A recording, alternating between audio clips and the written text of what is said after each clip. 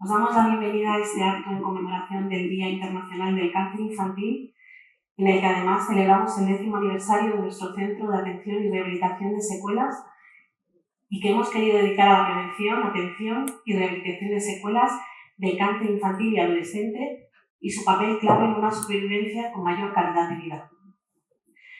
Queremos dar las gracias especialmente a Reale Foundation y a su equipo por su colaboración para realizar este acto, y también queremos agradecer su participación a doña Celia García Menéndez, directora general de Humanización, Atención y Seguridad del Paciente de la Comunidad de Madrid. Queremos dar las gracias por nuestra presencia a los y las profesionales de distintos hospitales, entidades, participantes en este acto, a nuestro voluntariado y en general a los amigos y amigas de Acción que están hoy aquí. El Día Internacional del Cáncer Infantil es una fecha en la que las organizaciones de familias con hijos e hijas con cáncer y supervivientes de todo el mundo recordamos que todavía queda mucho por trabajar para lograr una curación total de la enfermedad y para conseguir una mejor calidad de vida para los y las supervivientes de cáncer infantil y adolescente. Este año, además, desde la Federación Española de Familias de Cáncer Infantil, incidimos en la necesidad de cuidados paliativos pediátricos domiciliarios de calidad en todo el territorio nacional. Desde Acción hemos querido dedicar este acto a la prevención y atención integral de secuelas en el cáncer infantil y adolescente desde distintos ámbitos. Entre ellos, el trabajo que realizamos desde hace 10 años en nuestro Centro de Atención Integral y Rehabilitación de Secuelas. Para ello, contaremos con la intervención de doña Alicia Moraleda, neuropsicóloga, clínica y coordinadora del Departamento Psicoeducativo y de Rehabilitación de Secuelas de Acción, y con 2 mesas redondas que nos ayudarán a conocer mejor en qué consiste la prevención y atención integral de secuelas, tanto del menor con cáncer como de su familia. Para comenzar, invitamos a subir al escenario a doña Arantxa Escalada, directora de Sostenibilidad, Relaciones Institucionales y Reale Foundation, entidad a la que desde Acción agradecemos su colaboración para hacer posible este acto. Por favor, Arantxa.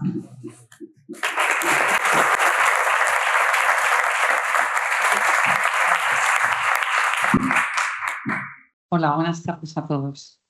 Me voy a separar del atril, que yo en el atril lo hago. Bueno, muchas gracias por venir hoy a esta jornada.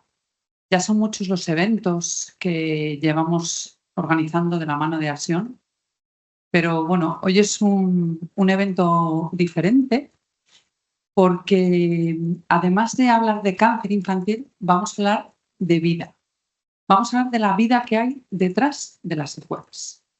De las secuelas, los que estáis aquí lo sabéis mucho mejor que yo, son muy invisibles. Hay secuelas emocionales, secuelas físicas, y llega un momento que es necesario de verdad dedicarle tiempo y mucho esfuerzo, porque yo un día escuché que el cáncer es igual para todos, pero yo creo que las secuelas no son iguales para todos. Entonces es importante dedicarle tiempo para hacer el foco a lo que cada uno necesita.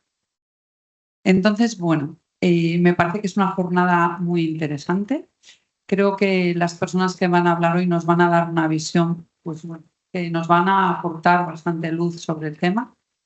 Y desde el Reale Foundation espero y deseo que os parezca una jornada, bueno, pues que aporte y que a lo largo de los años sigamos trabajando juntos por esto que es muy importante, ya que la supervivencia estamos consiguiendo que sea cada vez más larga, pues vamos a conseguir que ahora el trato y el tratamiento que hay tras las secuelas también sean bueno, pues lo más eficaces para los jóvenes que están viviendo en este momento. Una vez más, gracias por la jornada, por haber asistido, y nos vemos a lo largo de la tarde.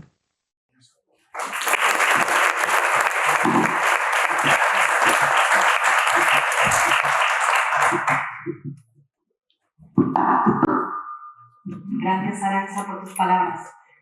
Ahora nos gustaría invitar a subir a este escenario a doña Celia García Menéndez, directora general de Humanización, Atención y Seguridad del Paciente de la Comunidad de Madrid, para que con su intervención haga este acto. Gracias. Muy buenas tardes a todos. La verdad es que para mí es un honor acompañaros una vez más en la celebración del Día Internacional del Cáncer Infantil, que va a ser el próximo 15 de febrero, como cada año. Quiero agradecer especialmente a Javier Hortal, el presidente de ASION, la invitación a inaugurar este encuentro, a Arantxa Escalada por su acogida y a Ivana Ruiz, que está por aquí, por compartir y conducir el acto con esa mirada diferente de una madre. Es generoso el que estés aquí compartiendo con nosotros. Gracias también a Juan Alberto Gutiérrez, que es el director general de Educación Infantil, Primaria y Especial, que nos acompaña. A Nacho Aires Janeiro, que todavía no ha llegado, pero que va a llegar, que es el director general de Servicios Sociales e Integración, porque con su presencia, con vuestra presencia, manifestáis vuestro compromiso y el compromiso de vuestras consejerías, como la mía. Representáis a educación, representáis a familia, y con este compromiso que estáis manifestando, y lo manifiesto yo también, estamos representando a toda la comunidad, porque todo el gobierno trabaja coordinado en estar atento a todas las necesidades de los niños y de los adolescentes con cáncer y también de sus familias, por supuesto, para mejorar su vida, esa vida de calidad que merecen, esa vida que decías tras las secuelas, ¿no? O, invisibles, pero que están ahí. Gracias a quienes vais a compartir, a todos los profesionales que estáis aquí, a los voluntarios que vais a compartir hoy generosamente vuestro trabajo y vuestra experiencia con nosotros. Y esa presencia y conocimiento nos afirma que la atención del cáncer infantil y adolescente debe de ser integral, que es lo que pedís vosotros siempre, interdisciplinar, no podemos trabajar ya de otra forma, multidisciplinar, interdisciplinar, todos a la vez, juntos, mirando a la misma persona, no que vaya pasando por diferentes espacios. Tenemos que facilitar eso, que no estamos acostumbrados a trabajar así, pero ya lo estamos consiguiendo. Y además, por supuesto, siempre pensando que somos personas, ¿sabéis? Que yo ya no hablo de pacientes, siempre decimos que somos personas que cuidan a personas. Vosotros sois personas que cuidan a personas también, así que gracias por ello.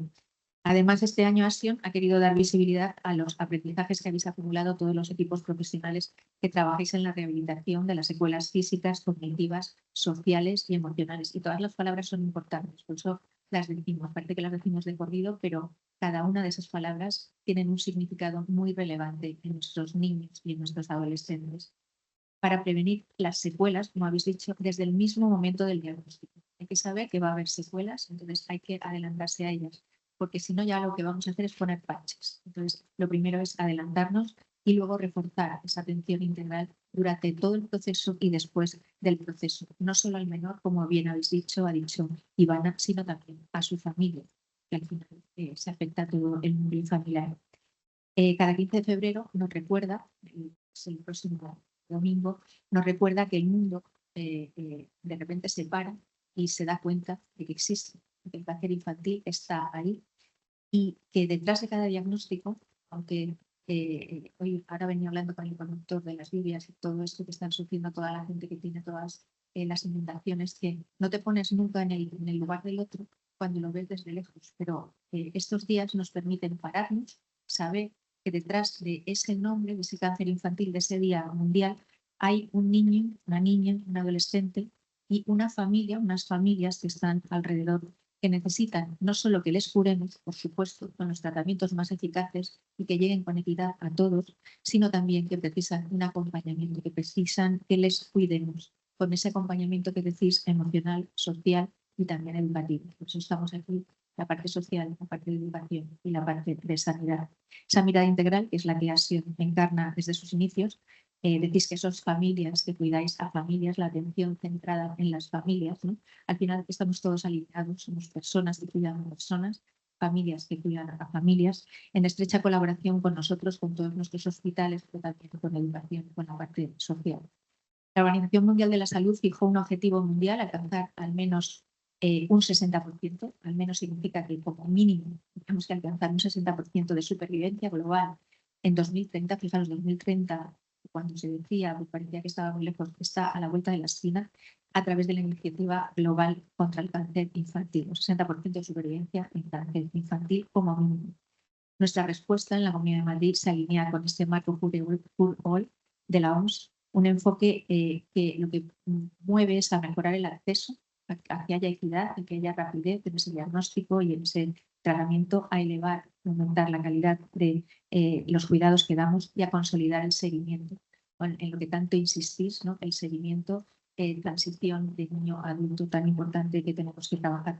En Europa también los estándares revisados de atención para niños y adolescentes con cáncer trazan requisitos claros. Hablan de equipos multidisciplinares, cuidados de soporte, apoyo psicosocial, rehabilitación y supervivencia, transición a la vida adulta que hemos hablado, con la finalidad de reducir las desigualdades entre países. Nosotros tenemos que reducir también las desigualdades entre territorios, las desigualdades incluso entre zonas. Decimos que a veces depende de cuál es tu código postal. No puede ser que dependa de eso y que recibas la atención que mereces. Los avances terapéuticos permiten cada vez haya más niños y adolescentes que superan esta enfermedad. Los que ya tenemos una edad, hemos visto esa evolución. Estamos muy contentos de los logros que se han conseguido gracias a la investigación, gracias al generoso aporte del conocimiento y del esfuerzo y el trabajo de los profesionales que investigan y que trabajan para hacer estos tratamientos posibles. Pero sabemos que alrededor de un 75% de los supervivientes sí o sí van a tener que enfrentarse a efectos tardíos.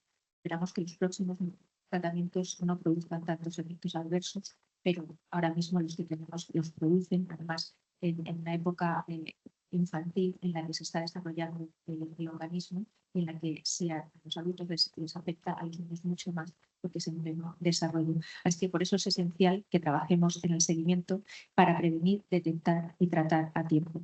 Quiero destacar de forma muy especial que este año celebréis el 10º aniversario de vuestro centro de atención y rehabilitación de secuelas. Además, entonces aquí detrás en la imagen, un centro pionero en España. Gracias por haber tenido la idea de organizarlo. Ya 10 años significa que ya está consolidado, ubicado en el corazón de Madrid. Qué suerte hemos tenido que lo hayáis hecho aquí, que ofrece un programa integral de evaluación y rehabilitación desarrollado por profesionales especializados en infancia y en adolescencia. Lo habéis hecho muy bien porque habéis buscado a las personas especialistas que podían dar los mejores resultados. Vuestra labor ha sido en hospitales de referencia como La Paz, como el Jesús, el 12 de octubre, Ramón y Cajal, Obregón y Marañón, y vuestros programas, atención psicosocial integral, apoyo educativo, ocio terapéutico, respiro familiar, acompañamiento en la transición y voluntariado hospitalario, hacen que se reduzca ese impacto emocional y social. Previenen las secuelas de las que hemos hablado y mejoran la vida de estos niños y adolescentes. Gracias por demostrarnos que la excelencia técnica siempre va unida, tiene que ir unida a la excelencia humana. Y vosotros sois un ejemplo. El programa de esta tarde está pensado para eso, para trasladar el conocimiento a la práctica y para demostrar que todo lo que estamos haciendo va encaminado a mejorar la vida de estos niños y jóvenes. Por eso, como estáis deseando empezar, por eso que estáis deseando escuchar lo que es la parte del programa, voy a terminar ya. No sin terminar dando las gracias. Creo que lo primero que tengo que dar es las gracias a los niños, a las niñas, a los adolescentes que hoy nos recordáis por qué estamos aquí. Sois nuestro futuro, tenemos que cuidaros, tenéis que enseñarnos a cuidaros y tenemos que daros las gracias por vuestro ejemplo de superación y por vuestro ejemplo de cómo lleváis la enfermedad. Nos dais muchas veces 100.000 vueltas a los adultos en cómo lleváis la enfermedad. A vuestras familias por sosteneros. Hay que dar las gracias, lo decimos pocas veces, tenemos que daros las gracias y también queremos daros las gracias por exigirnos, porque lo decís con buenas formas, pero sois recurrentes, persistentes, porque tenéis que decirnos las cosas que necesitáis, porque si no escuchamos vuestra voz no podemos ayudaros. Así que gracias por exigirnos, seguir exigiéndonos, porque es lo que necesitamos para escucharos y atenderos. Y por supuesto a los profesionales y a las personas voluntarias que estáis aquí, que trabajáis con ASIOM, que trabajáis en nuestros hospitales tratando a estos niños muy difícil. Tenemos vocación de servicio, pero en la infancia estas enfermedades tan serias y tan dolorosas los profesionales también son personas, también tienen esa parte que cuesta. Pues gracias por dar vuestro trabajo, vuestro esfuerzo, vuestra generosidad en esta vocación que tenemos todos de ayudar a estos niños, a estos adolescentes que tienen esta enfermedad. Miramos a 2030 y ya hemos dicho, ya os he dicho, ya le damos esta vuelta a la esquina, ya se nos ha pasado el mes de enero de este año, se está pasando casi febrero, se nos va rápidamente el tiempo. El objetivo de la OMS, que era exigente, un 60% de supervivencia global, creo que es alcanzable en algunas regiones, a lo mejor en algunos países, a lo mejor no lo tienen más difícil. Creo que con nuestras redes, con los cuidados estandarizados, con la protocolización que estamos haciendo, con ese apoyo psicosocial, midiendo los resultados, lo podemos conseguir todos juntos, seguro. Así que estoy segura de que cada vez que nos vayamos viendo en estos próximos años, en estos próximos meses, vamos a ir viendo avances. La ciencia está avanzando cada vez más y hoy vamos a conocer cómo nos habéis hecho avanzar vosotros con ese trabajo que hacéis incansable en la rehabilitación. Muchas gracias a todos y ya podemos empezar con el programa. Declaro inaugurado.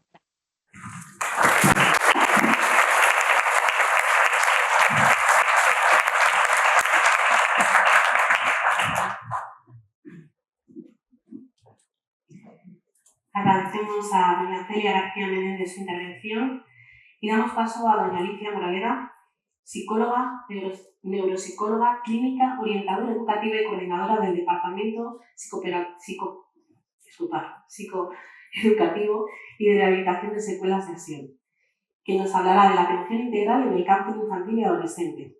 Por favor, Alicia, cuando quieras.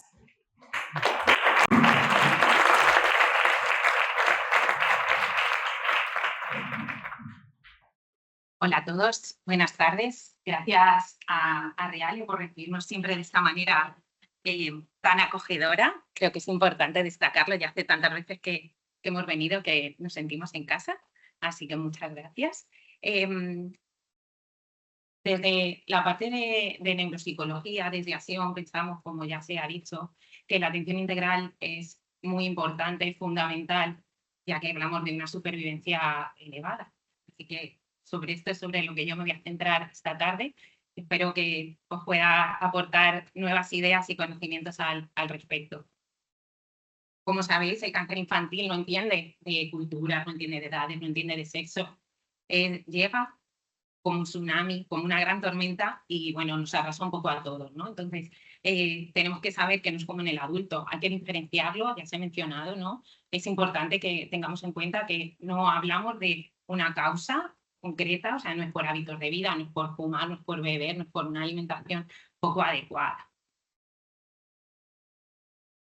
La Sociedad Española de Hematología Pediátrica, en su informe de 2024, nos señaló, ¿no?, que ya a 5 años vista la tasa de supervivencia está en un 84%, gracias a la investigación, esos tratamientos dirigidos, esas técnicas diagnósticas, y eso hace que seamos más conscientes de la importancia de ese seguimiento al superviviente, ¿no? Tenemos que atender todas esas necesidades que van surgiendo en este colectivo que va creciendo poco a poco. Es importante también destacar que este 84% es en general, porque no en todos los diagnósticos es el mismo índice de supervivencia, ¿vale? Al final es un dato que es esperanzador, pero hay que contextualizarlo en este sentido, en el que todavía queda mucho por hacer en algunos diagnósticos, como por ejemplo los tumores cerebrales.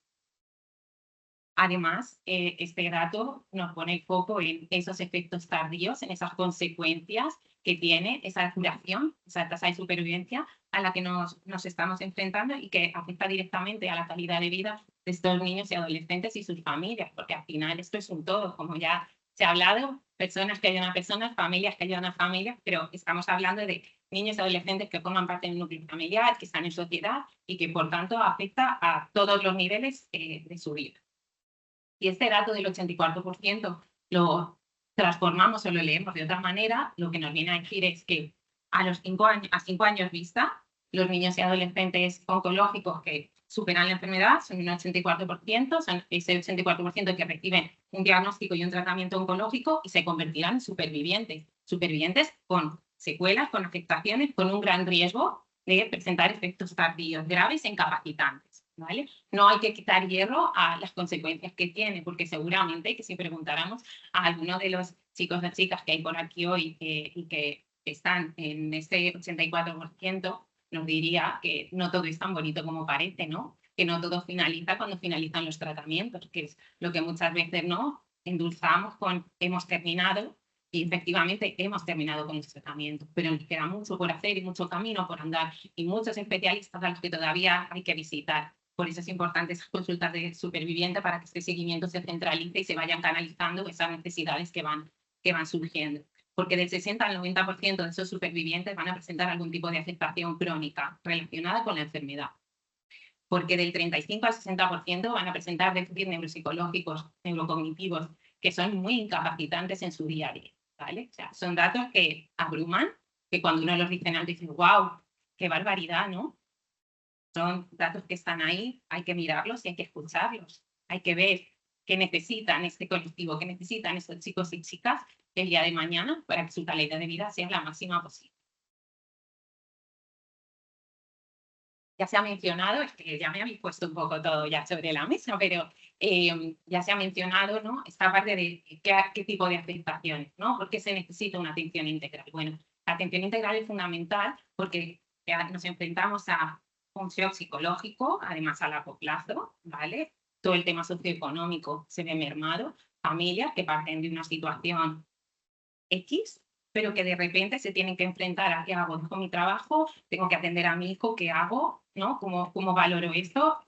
Yo me voy en transporte público, no, ahora no puedo ir en transporte público, tengo que ir en un coche privado, en un taxi, porque no puedo compartir ese espacio.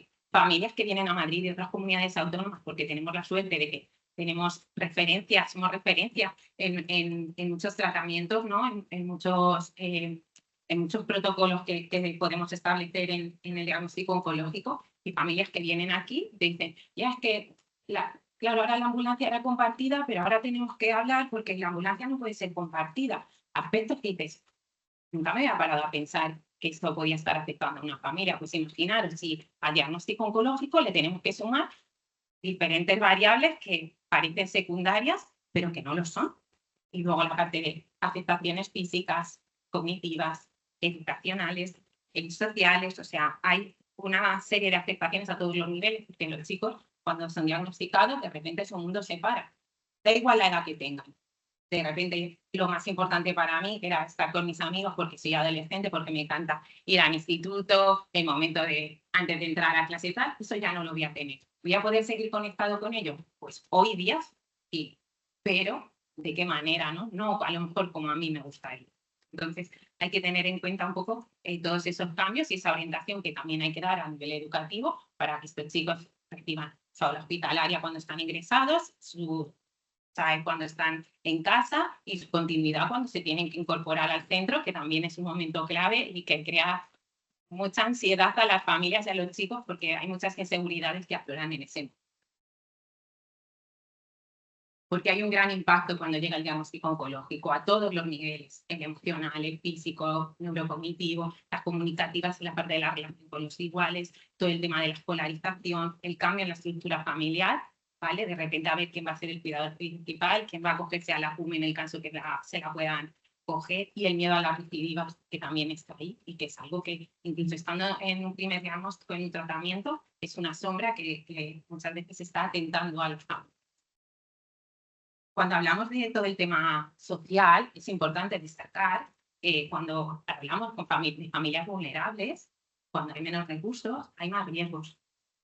Ven más mermada su calidad de vida si nosotros no les proporcionamos una serie de recursos, porque tienen menos probabilidades de estimulación, una peor nutrición y menos oportunidades de rehabilitación. O sea, fijaros que injusto, ¿no? Llega algo que nadie se espera, encima tengo una situación socioeconómica complicada, y esto se suma que encima eso es un riesgo más, ¿no? Un deterioro más a toda la situación médica a la que nos estamos enfrentando. Por eso, cuando hablamos de destinar recursos a las familias que están en diagnóstico oncológico, que están en una situación más vulnerable, es tan importante. Por eso hay veces que priorizamos tanto en estas familias necesitan, ¿no? Esos proyectos a nivel social que mis compañeras se encargan de gestionar, y esos recursos, ese canalizar todo lo que haya en nuestra mano es tan importante, porque al final estamos hablando de calidad de vida, nunca nos olvidemos de eso.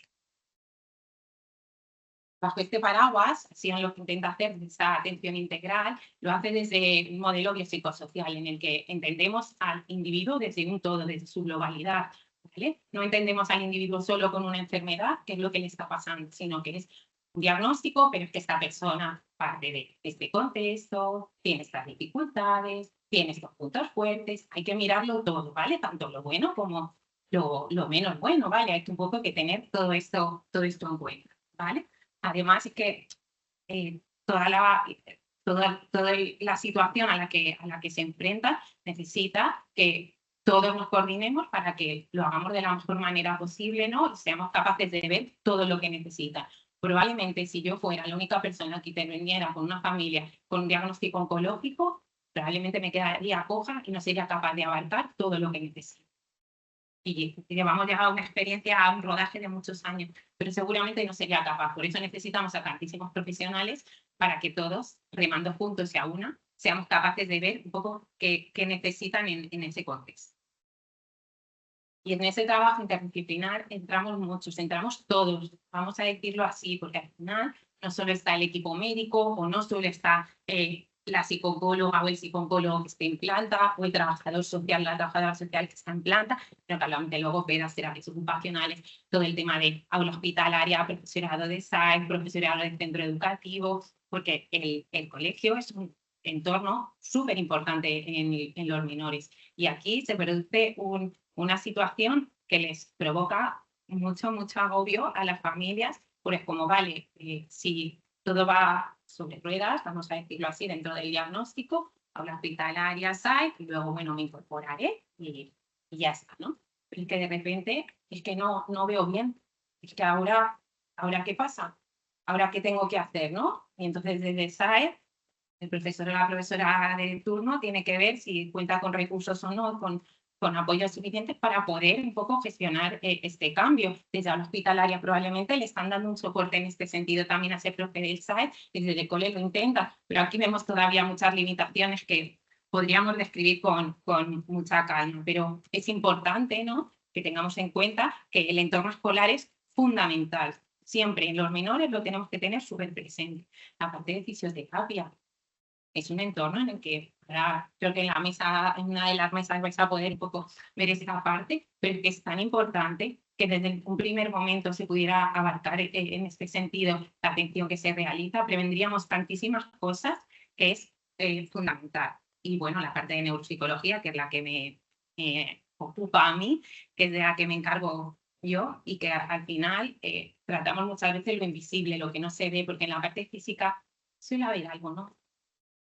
Dificultades de equilibrio, como debilidad, temblores, pues hay veces, ¿no?, que en las neuropatías no tanto, pero algunas otras cosas sí que son más visibles. Pero es cierto que a nivel cognitivo es algo muy invisible. Y si no tenemos, por ejemplo, a profesorados concienciados y con la voz de alarma de uy, que esto no es normal. Porque claro, conocemos a un niño y no sabemos de dónde partíamos. De repente hay que hacer una visión súper global de qué necesita ese niño, de cómo era, qué necesita ahora y qué va a necesitar también en un futuro para intentar adelantarnos en la medida de lo posible. Y ahora voy a presentar a una familia. Esta familia es una familia tipo, ¿vale? No busquemos similitudes porque no está planteada de esa manera, ¿vale? Pero presenta a la familia Hernández Sánchez. Esta familia se compone de 4 miembros y Susana ha empezado a encontrarse un poquito regular. Os voy a decir cómo es Susana. Susana tiene 6 años. Es una niña extrovertida, risueña, divertida, creativa. Es una niña con actitud de líder. Esto es importante porque sabemos que los perfiles de los niños son muy variopintos. Tiene muchos amigos en este sentido. Cursa primero de primaria. Dificultades aparentes en ningún aspecto. Su familia está compuesta por 4 miembros, como ya hemos visto, y ella es la más pequeña. Y tiene una hermana más mayor y su nivel socioeconómico es medio. Podríamos decir que como la gran mayoría de las familias que hay en España. Susana se empezó a encontrar gradualmente regular, empezó a tener dolores de cabeza que no se describían muy bien, que no veía muy bien a veces. Mamá, es que no veo eso. ¿Qué pone ahí? Es que hay 2. ¿cómo que hay dos? ¿Qué pasa ahí, no? Eso es muy raro, si solo hay uno. Empezó a tener vómitos, además un vómito que la familia describe como muy explosivo y inestabilidad en la marcha. ¿Vale? De repente se iba para un lado, se chocaba, caídas que no estaban muy explicadas porque era una niña ágil. Entonces, Susana fue diagnosticada de un tumor cerebral y la tuvieron que operar. Entonces, de repente, antes se ha hecho referencia un poco a este símil, apareció la tormenta, ¿no? Ese mogollón que llega a las familias cuando todo se paraliza porque llega un diagnóstico oncológico.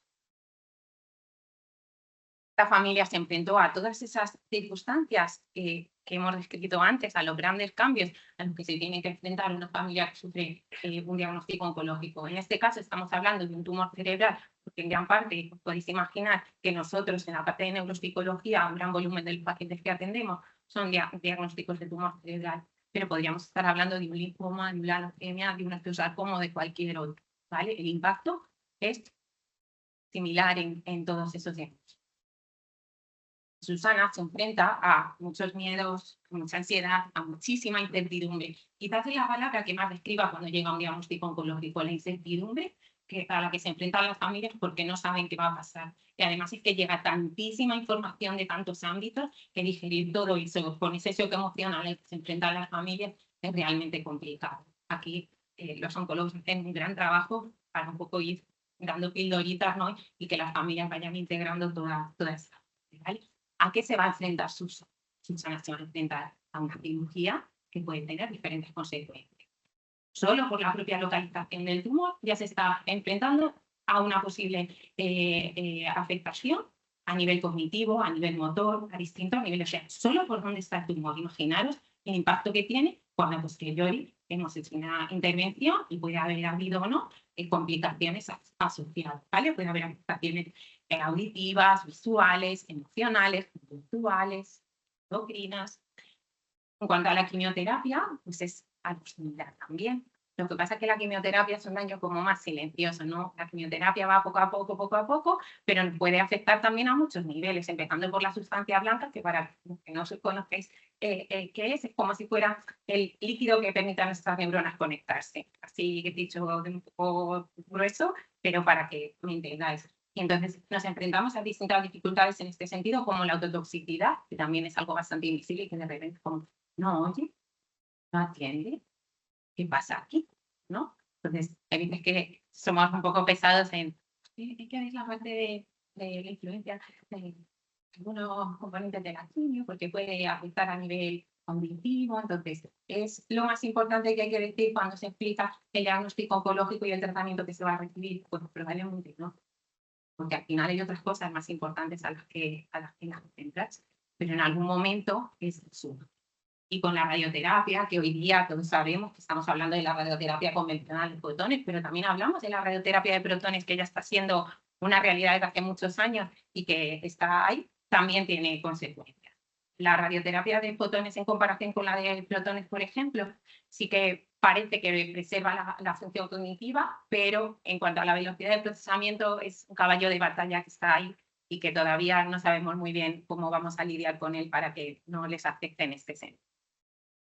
No os voy a decir exactamente a lo que se enfrentó Susana, pero para que os hagáis una idea de todas las variables con las que estamos jugando, simplemente con un diagnóstico y un protocolo estandarizado. Vamos a poner que puede haber muchos tipos de protocolos en función del diagnóstico, pero que para que os hagáis una idea de lo que se enfrenta solo con el diagnóstico. Cuando hablamos de tumores del sistema nervioso central y cuando hablamos de supervivientes, de esa atención integral, está bien que hablemos del momento de diagnóstico, del momento de tratamiento, pero también hay que tener en cuenta qué nos va a esperar el día de mañana, ¿no? ¿Qué tipo de evolución podemos tener? En el caso de los tumores cerebrales, hay que tener en cuenta que a nivel neurocognitivo, las características del tumor son clave. No es lo mismo que tenga un tumor supratentorial que un tumor infratentorial. Por eso te diré, será. No, no es lo mismo. No es lo mismo que yo tenga cirugía a que no lo tenga. No significa que no tener cirugía significa que no vayamos a presentar ninguna de estas dificultades, ¿vale? Pero es diferente. La radioterapia, como hemos visto, la quimioterapia, la edad de diagnóstico fundamental. Cuanto más pequeño soy, menos desarrollado estoy en plena explosión. Entonces, imaginaros en estos niños, que además presentan en estos casos tumor cerebral, cómo les puede afectar, ¿vale? Fundamental tener esa mirada hacia el futuro, hacia lo que tiene ahora y el cómo va a ir evolucionando en este sentido. La genética también influye y los factores ambientales y sociales, como ya hemos dicho antes, no es lo mismo que yo esté en una situación acomodada a que me encuentre en una situación en la que igual llegué a España hace unos años, estoy con uno de mis progenitores, no tengo red. Imaginaros, no tiene nada que ver a que yo esté aquí con mi familia, que tiene muchísimo impacto también, pero no hay que menospreciar la situación del que tenemos al lado. Cuando hablamos de leucemias, linfomas, de otros diagnósticos, la neurotoxicidad también depende del tipo de tratamiento. Especialmente relevante aquellos casos en los que tienen tratamiento de quimioterapia con intrathecales, ¿vale? O sea, la influencia es significativa. Hay una aceptación en sustancia blanca, en atención, en funcionamiento ejecutivo. Y estos supervivientes tienen riesgo de deterioro y hay que vigilar a largo plazo por la dichosa velocidad de procesamiento, que es tan importante en esta sociedad tan hiperproductiva que en la que estamos, en la que todo corre tanto, encima en Madrid, imaginaros que todo aquí, todo veloz, todo corre. Y a lo mejor en estas circunstancias es que lo de correr es una zancadilla constante, ¿vale? Atención, memoria, funcionamiento ejecutivo y coeficiente intelectual, para nosotros en muchos momentos pasa a segundo plano, pero sí que es importante de cara, por ejemplo, a solicitar una discapacidad. ¿Vale? Y luego las habilidades académicas, que por todo lo neurocognitivo y por toda la situación también a nivel motor muchas veces o visual, se ven también menos. Y fijaros, volvemos a Susana. Y es que Susana, claro, se está enfrentando a todo esto, a qué pasa a nivel académico. ¿Podré seguir cursando como siempre en el cole? ¿O cuando vuelva algo va a cambiar y voy a necesitar otras cosas? A nivel emocional, Susana estoy segura de que no va a ser la misma. A nivel físico, igual esa inestabilidad que habíamos dicho, ¿no? Porque igual, oye, pues había una localización más cerebelosa que tiene mucho que ver con esto, pues a lo mejor asociado a corticoides presenta temblores y entonces tiene dificultades para escribir. A nivel conductual, esto puede ser una caja de sorpresas. A nivel visual, esa visión doble se corregirá, ¿no? Esa diplopia que presenta. A nivel cognitivo ya habéis visto la cantidad de variables que tenemos y destacar la parte social, que en este sentido se paraliza muchísimo. Cuando son pequeños, porque son pequeños. Cuando son adolescentes, porque no me siento parte del grupo y es que mi vida no tiene nada que ver con lo que están haciendo mis compañeros y me siento totalmente fuera. ¿Vale? Es muy importante que nuestra mirada esté en el conjunto. Y aquí estamos mirando a Susana, pero no olvidemos nunca a esa familia que está ahí, a esa hermana que está ahí, que también lo está sufriendo, ¿vale? Nosotros siempre intentamos tener esa visión amplia, ¿vale? No nos olvidemos de que es un todo. ¿Y quién es Susana ahora, después de haber pasado por todo esto? Pues fijaros, ya han pasado unos años, que Susana igual tiene unos 16 añitos, y 2 años, mejor dicho. Es introvertida, risueña, ya esa parte más extrovertida ha pasado en segundo plano. Como os decía, a nivel emocional solemos cambiar un poquito en este sentido. Le encanta bailar, pintar y el judo. Mantiene algunos amigos del colegio, no todos, porque antes recordemos que era líder, ahora ya no tanto. Está cursando cuarto de la ESO con apoyos y viendo las alternativas que tiene para el curso que viene, porque en muchos casos nos tenemos que plantear cuál es la mejor modalidad educativa a la que nos podemos acoger para estar en la mejor situación posible.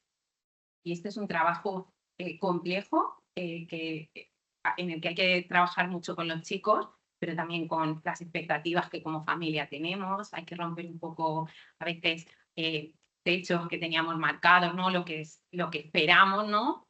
Pues hay veces que lo que esperamos cambia y también puede ser maravilloso. Vamos a enfocarlo así.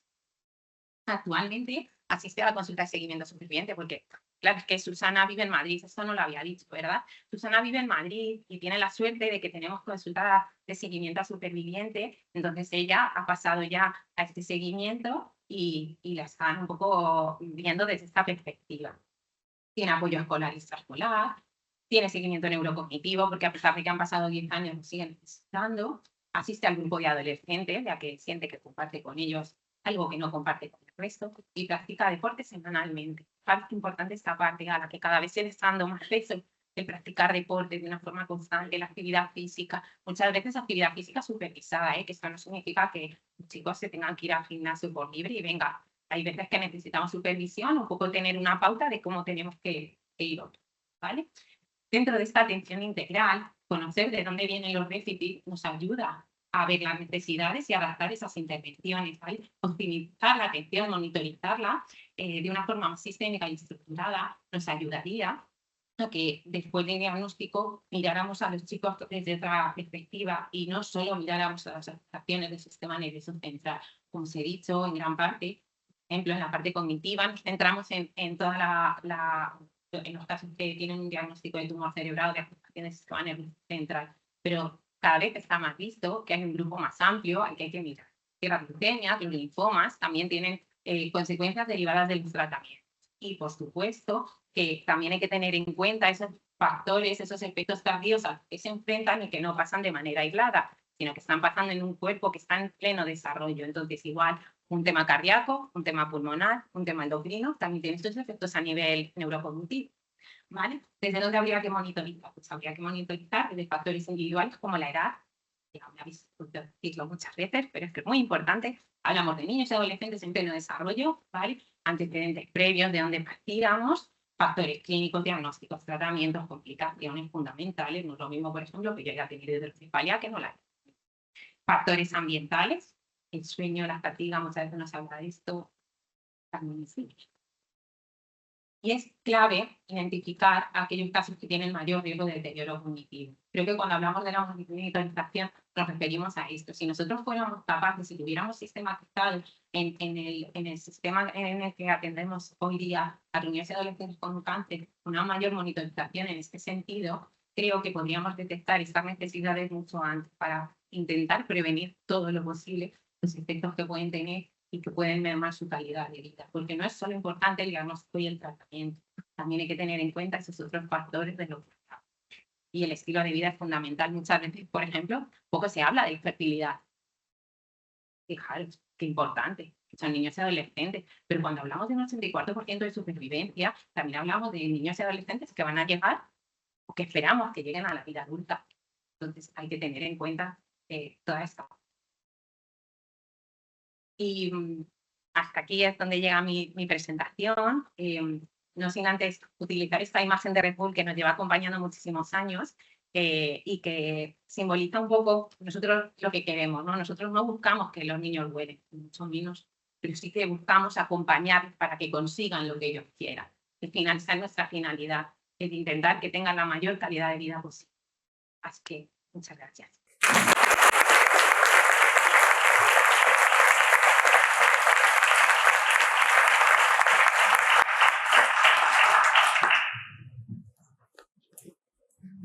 Muchas gracias, Alicia, por tu exposición. Ahora vamos a dar paso a la primera mesa redonda que tratará la prevención de secuelas ante un diagnóstico oncológico. En esta mesa participan el doctor Diego Plaza, oncólogo pediatra del Servicio de Oncomatología Pediátrica del Hospital de La Paz, doña Noemi Maestre, psicóloga infanto juvenil del equipo de Acción, y doña Raquel Centeno, trabajadora social de Acción. Doña Carmen Pombar, coordinadora de Acción, moderará la mesa. Por favor, cuando queráis. Bueno, pues vamos a empezar con una mesa basada en la prevención. Y muchas veces cuando hablamos de cáncer infantil no pensamos en prevención porque parece que no se puede prevenir. Sin embargo, para Acción es muy importante esta parte porque estamos seguros, y por nuestro sistema de trabajo desde hace tantos años, de que se pueden prevenir grandes problemas cuando se trabajan desde el inicio del diagnóstico. Para eso, creemos que podríamos empezar, si os parece bien, por Diego, que Diego Plaza es oncólogo pediatra, es colaborador habitual de la asociación porque nos conocemos desde hace muchísimos años, ya pintamos canas. Y a lo mejor nos podrías contar tú, desde el momento del diagnóstico, cómo crees, cómo hay que hacer el enfoque, qué cosas se pueden trabajar para hacer algo de prevención. Buenas tardes a todos y gracias por la invitación. Como siempre, un placer estar con vosotros, que casi sois compañeros de equipo desde hace muchos años. Entonces, Alicia yo creo que lo ha explicado muy bien, pero creo que nosotros podemos ejemplificar cuál es el proceso, ¿no?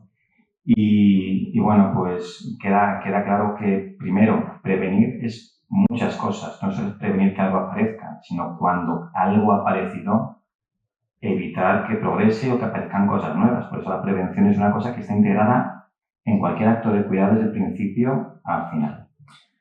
Y luego centrarnos un poco más cuando hacemos el diagnóstico de un cáncer, de un tumor infantil. Eso es un proceso evolutivo brutal, bueno, pues lo hemos hecho pues una explosión, ¿no?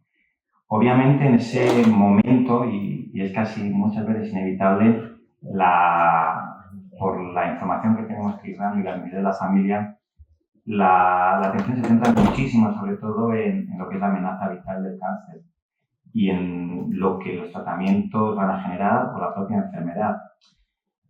Hasta tal punto que muchas veces, a pesar de que se nombra, se comenta, se invisibilizan, no se invisibilizan, pero no se es consciente, incluso a veces no se quiere ser consciente de todas las otras cosas que pueden sobrevenir y que yo creo que son en las que nos vamos a enfocar, porque bueno, por muy bien que expliquemos un diagnóstico, que digamos lo que vamos a hacer, una cosa es contar con los factores racionales de qué van a hacer y tener los argumentos adecuados, pero otra es lo que eso genera, el miedo que genera, y cuando hemos tenido algún miedo importante, pues también lo paralizante que puede ser.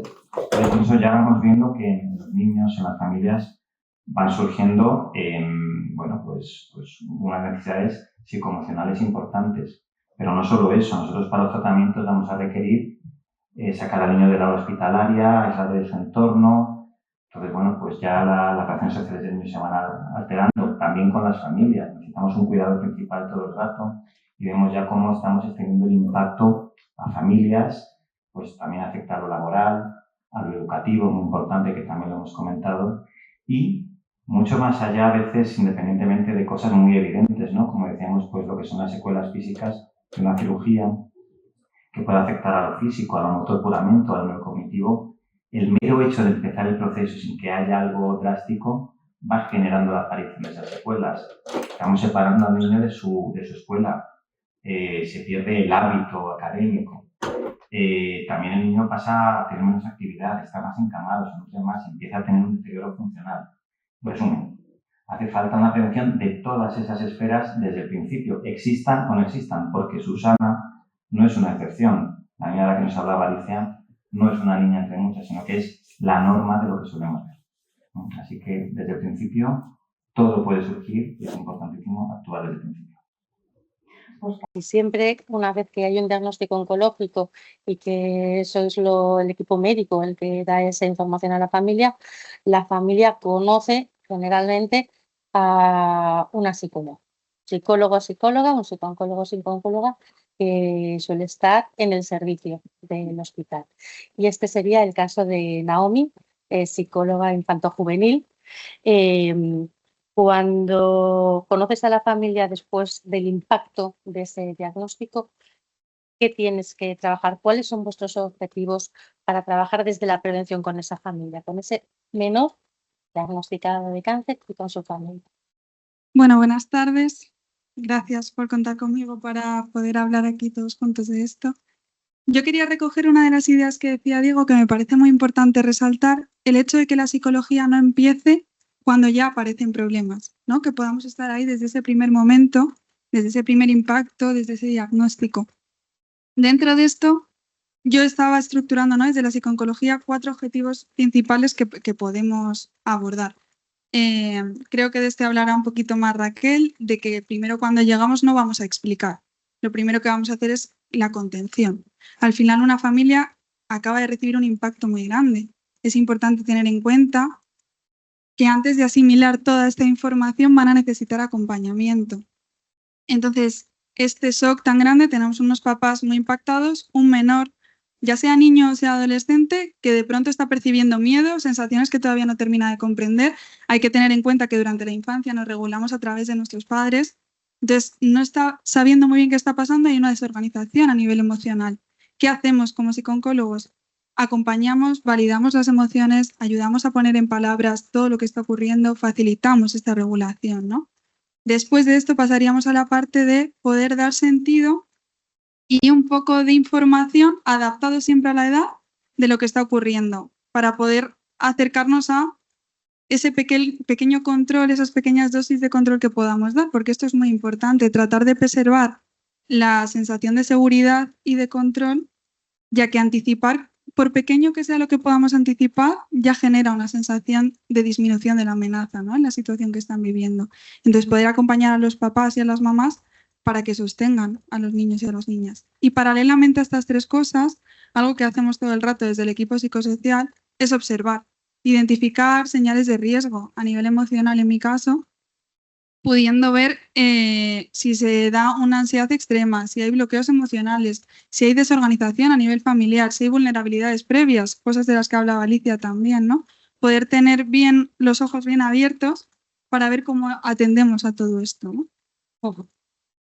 Entonces, en el caso de trabajo social, Raquel, en este primer momento del diagnóstico, ¿cómo intervenís y cuáles son las necesidades que veis habitualmente en general en las familias?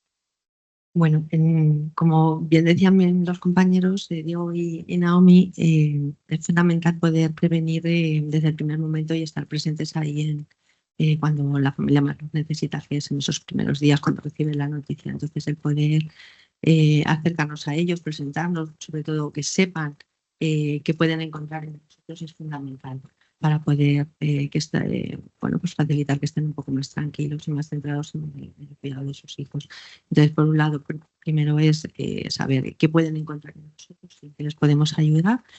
Y después, pues, ir poquito a poco pues, conociendo a la familia, informando, orientando y servir un poco de guía, de sostén, como entre todos, para acompañarles en estos primeros ingresos y a lo largo de todo el proceso para poder resolver pues todas aquellas dudas, necesidades, dificultades en las que se vayan enfrentando en todas las áreas de su vida, ¿no? Porque, como bien habíamos dicho, perdón, cuando hay ese ingreso hospitalario, toda la vida de la familia del menor se paraliza. Se centran en ese cuidado, pero fuera del hospital la vida sigue y hay que enfrentarse a resolver, ¿no?, determinadas cosas que también son importantes para que su vida fuera del hospital, cuando empiecen a intercalar ingresos hospitalarios con tratamientos ambulatorios, pues pueda estar estable y estar lo mejor posible.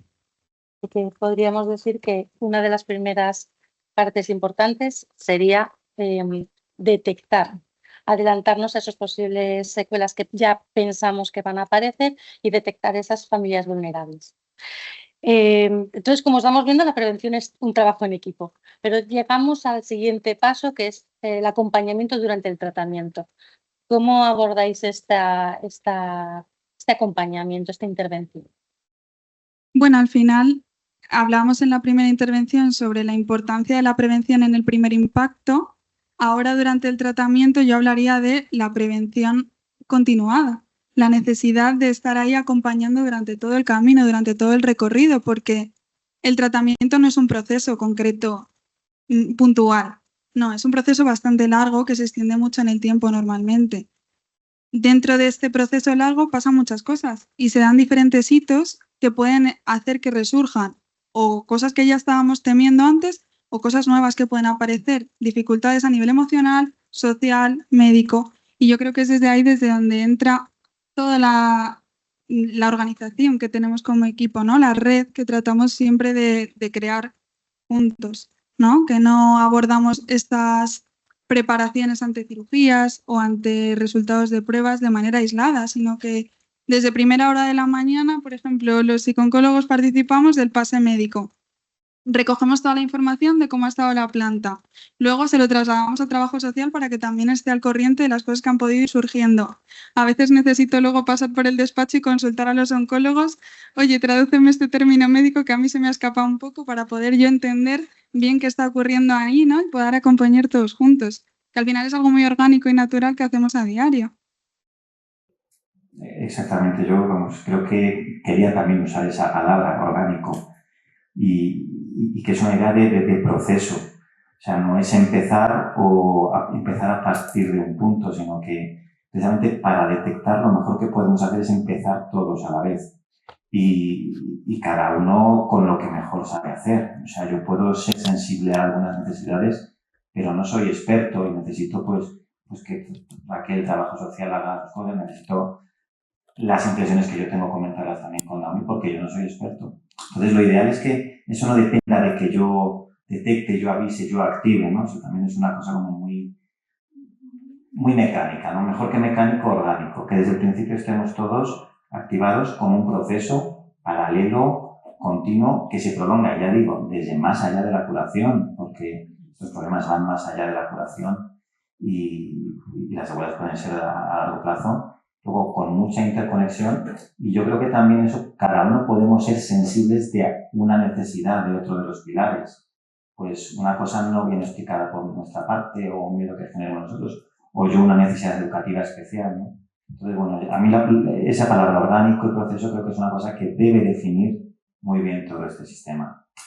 Ya digo, nosotros, además, como médicos quizás estamos empezándolo todo, ¿no? Y tenemos que empezar pues con la información adecuada y yo creo que también lo habéis dicho, una parte muy importante es que a veces hay reticencia a recibir la información, pero la información se transforma en control muchas veces, ¿no? Porque lo que no se conoce se imagina y eso genera miedos y fábulas que muchas veces cuando sabes lo que es más fácil controlarlo. Y ya digo, desde ese punto de vista también pues estar alerta también a las necesidades, pero insisto mucho, no se trata tanto de lo que detecte un médico, una enfermera cuando está atendiendo al paciente, sino que desde el principio lo tengamos todo articulado y podamos empezar y que haya mucha comunicación. Yo creo que eso también es así. Los compañeros de acción están en planta, me refiero, están en los pasillos, estamos viéndonos, nos comunicamos con la enfermería, con nosotros, y hay mucha multidireccionalidad, creo. Yo creo que es importante mantenerlo y creo que también desde mi punto de vista manteniendo la constancia en lo que es la atención. O sea, cuanto más constantes seamos, más sigamos a la enfermedad, más eficaces vamos a ser haciendo lo que queremos hacer. Yo creo que las familias lo van a percibir y nosotros también lo vamos a percibir. Es mi... Sí, efectivamente, sí, es verdad que es todo nuestro trabajo no empieza en ese diagnóstico de cáncer, pero luego recorre, ¿no?, durante mucho tiempo pues, toda la atención a la familia por las diferentes fases de la enfermedad que va pasando el menor. Nosotros desde el trabajo social, por ejemplo, pues, nos centramos mucho en los primeros momentos en esa orientación laboral, en poder explicar a los padres qué opciones laborales tienen, si ambos trabajan, poderse acoger, por ejemplo, a la prestación por cuidado de hijo con enfermedad grave o si uno de ellos está en paro, explicar qué opción tienen, si acceder a una baja médica o si, por ejemplo, están en aquellas familias más vulnerables que puedan tener empleos más precarios, más temporales. Sabemos que anticipándonos y poniendo pues, los recursos adecuados se van a minimizar un poco también ese impacto económico, familiar y social que va a tener todo ello. Luego también nos centramos mucho en conocer a la familia, en poder hacer un buen diagnóstico social, es decir, ya no solo un buen diagnóstico médico, sino acompañarlo de ese diagnóstico psicosocial en el que podamos conocer en profundidad pues cómo está estructurada esa familia, qué organización tenía antes y ahora, qué apoyos pueda necesitar, por ejemplo, en el cuidado de los hermanos mientras están hospitalizados, qué redes de apoyo tiene, si no las tiene, ver cómo apoyar en ese área para que puedan estar un poco más tranquilos y centrados en el cuidado de su hijo.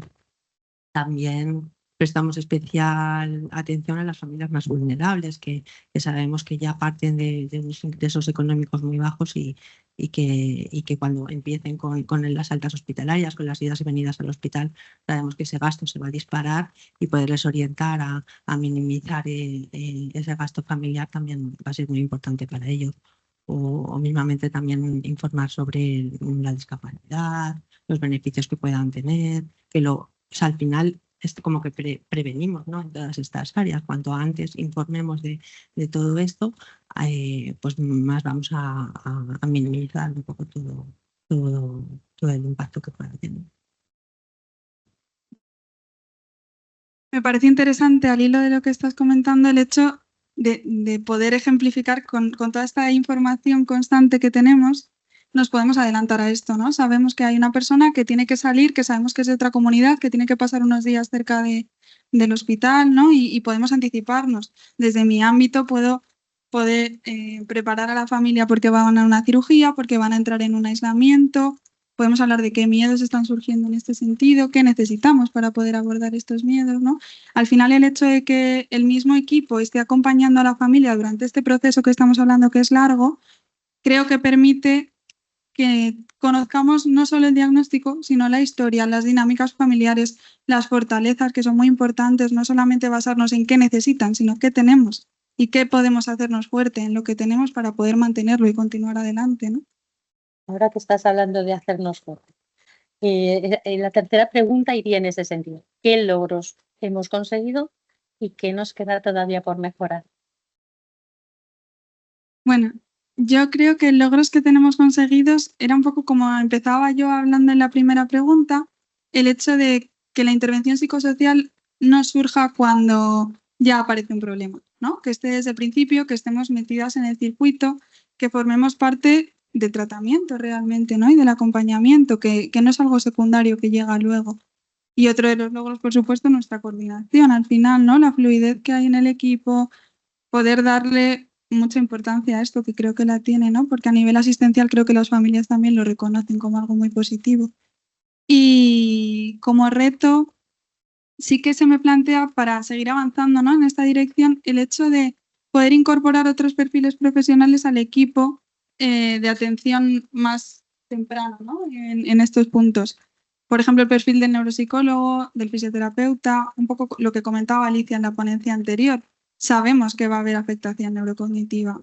Estaría genial que se pudiera integrar en ese primer punto estos profesionales que ya van a ir detectando y que van a ir poniendo las piezas antes de que se nos tambale el castillo, ¿no? No esperar al final, sí, Claro. empezar en el diagnóstico también. Claro, y de esa manera trabajando todos en el mismo conjunto, que se pueda hacer generalizable a otros contextos, que se pueda seguir en esa línea, ¿no? Bueno, pues en cuanto a los logros desde la perspectiva del trabajo social, yo destacaría la labor que realizamos en el sostener las familias, en sostener a las familias donde el sistema no lo hace. Es decir, tener la posibilidad de poder complementar pues toda esa asistencia psicosocial y sanitaria que se da con los recursos que tenemos a nuestro alcance. Creo que es un gran logro que se ha ido consiguiendo con el tiempo y con la posición bueno, pues que hemos ido consolidando, ¿no? en la atención a las familias desde Acción, por ejemplo. También destacaría como logro la evolución de la figura del trabajador social, es decir, que hace muchos años era puramente asistencial, ¿no? Y con el tiempo ha ido evolucionando, ha ido volviéndose pues, un poco más profesional, más técnica, más pues diseñando unos protocolos adecuados a la situación de cada familia, un trabajo más individualizado, más profesional y sobre todo abrirnos ahí un camino en el trabajo social sanitario, que es ahí estamos integrados como bueno, pues dentro del equipo, los sociales de los hospitales, de las entidades y establecemos ahí como una buena red, ¿no? Un tejido bueno, pues de todos, ¿no? Para trabajar todos en la misma línea que es pues, atender al menor y a la familia lo mejor posible. También destacaría la consolidación de la CUME, que ha sido una gran lucha durante muchos años. O sea, es una prestación que nació en el 2011, que se ha ido consolidando con el tiempo como un derecho para los padres que tiene que enfrentarse a esta situación de enfermedad de sus hijos que dura tanto tiempo y la tranquilidad que puedan tener cuando los dos padres trabajan de que uno de ellos pueda acogerse a esta prestación durante todo el tiempo de tratamiento, pues creo que es fundamental y que antes de ese año crucial bueno, pues no existía, ¿no? Y también pues hacía que muchos padres pues siempre tuvieran que enfrentar a despidos, pérdidas de trabajo, finalizaciones de contrato y a situaciones muy, muy, muy precarias. ¿Vale? Y bueno, yo creo que las dos así como principales. Diego, desde el ámbito médico. Pues yo suscribiendo. Perdonar, que estaba ahí como muy centrada, me he emocionado yo con la consolidación de la CUME.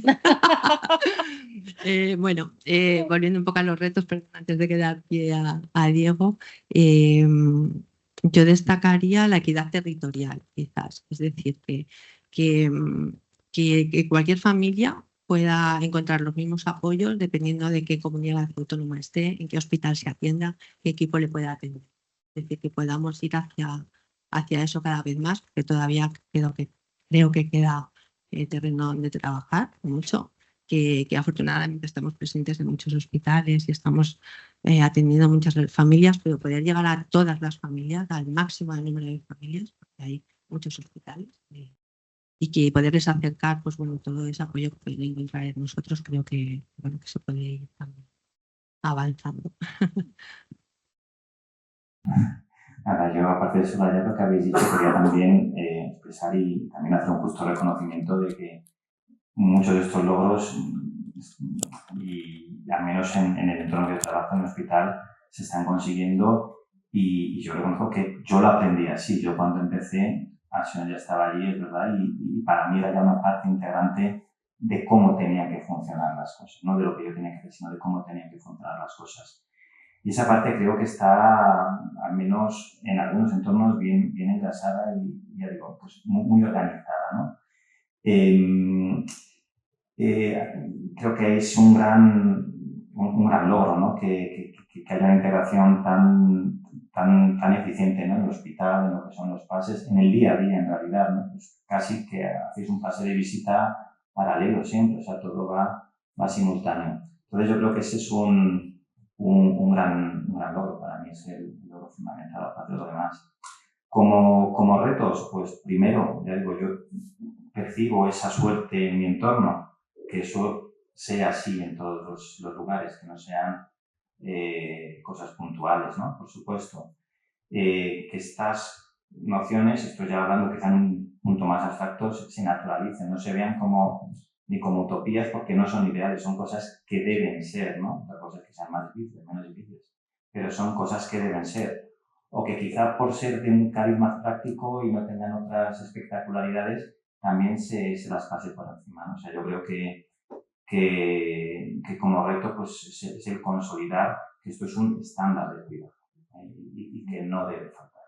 No debe faltar porque ya digo, Susana no es una excepción, nos va a pasar con casi todos los chavales, y si no tenemos muchos pilares para ayudar, no vamos a ser eficaces. Podremos hacer que un cáncer no vuelva a aparecer, pero con otras cosas no lo conseguimos evitar. Pues yo creo que ha quedado claros varias cosas. La prevención es fundamental desde el momento del diagnóstico. Debe trabajarse en equipo desde todas las áreas. Todavía nos quedan algunas áreas que estaría estupendo, sería muy positivo que se pudieran incorporar en este momento del diagnóstico y que ahora no son tan fáciles de encontrar. Y que vamos por buen camino. Vemos que todavía camino de mejorar, pero vamos por buen camino. Muchas gracias por vuestra orientación a todos. Ahora vamos a comenzar la segunda mesa y esta ya no se va a centrar en la prevención, se va a centrar en la atención y rehabilitación, y para eso vamos a pedir que nos acompañen a los ponentes de esta mesa. Doña Alicia Moraleda, neuropsicóloga clínica, miembro del equipo de Acción. Alejandra Pérez, fisioterapeuta infantil, también miembro del equipo de Acción. Raco de Sal, trabajador social, participa no solamente en la atención a las familias, sino en las consultas de seguimiento al superviviente en estos momentos. Y doña Marisa Gallarre, madre de una adolescente ya, casi adulta ya, que hemos conocido en el hospital. Yo la conocí en el momento del diagnóstico, hace ya 13, muchos años. Camino de 13 años, vamos. Muchos años. Pues vamos a ver esta otra parte de la atención. Ya han aparecido secuelas, hay que atenderlas. Seguramente, Marisa, nos puedes contar cuando llega, cómo fue tu caso. Llegaste al centro de rehabilitación, en tu caso llegaste en 2016, recién inaugurado el centro, hacíamos atención, pero no teníamos un espacio para ello. ¿Cómo fue la atención integral que recibiste? Bueno, primeramente habíamos recibido la atención en el hospital, pues desde cuando diagnostican de un medulloblastoma, un tumor cerebral a mi hija, con 5 años y entonces todo lo que se ha contado en la mesa anterior, la verdad es que se cumple a rajatabla, porque fue cuando yo conocí a Carmen, conocí a una psicóloga de Acción también y te hacen entrar en el nuevo mundo que has entrado, que como dice, has hablado antes de tsunami y yo siempre me acuerdo de la canción de Rosalén, que llega, arrasa con todo y te deja desnuda frente al mar. Y entonces, la vida que tú tenías organizada y muy bien preparada, pues ha desaparecido y te tienes que reinventar, con lo que supone reinventarte para atender a un hijo en esos momentos con 5 años y 2 hijos más.